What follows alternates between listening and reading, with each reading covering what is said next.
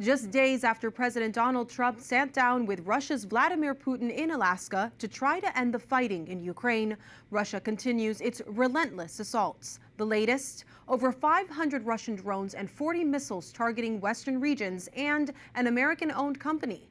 Ukraine's president condemned the attacks, urging stronger international pressure on Moscow.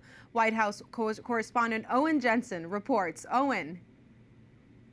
Monse, good evening to you. While President Donald Trump has been working to arrange a bilateral meeting between Zelensky and Putin, today on Truth Social, he posted his clear frustration with a battlefield picture.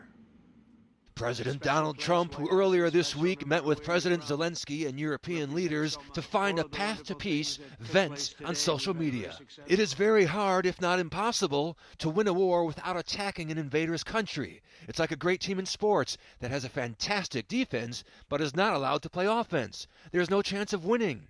It is like that with Ukraine and Russia. Crooked and grossly incompetent Joe Biden would not let Ukraine fight back, only defend. How did that work out?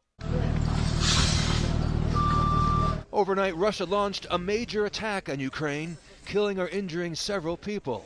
Russia's third largest aerial attack this year by drone count.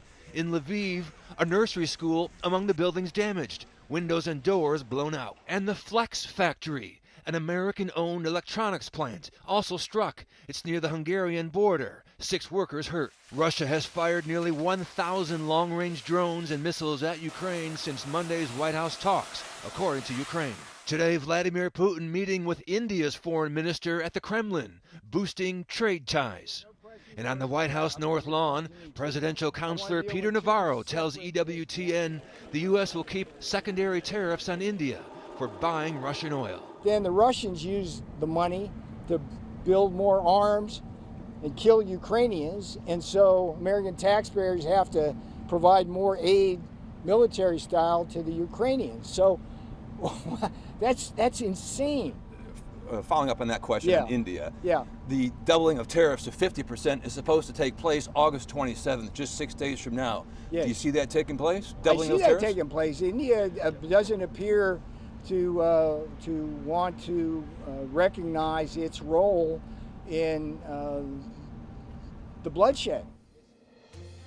Now, back to that Russian attack in western Ukraine, hitting the Flex factory, the American-owned business.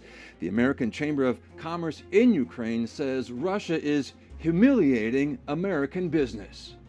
At the White House, Owen Jensen, EWTN News Nightly.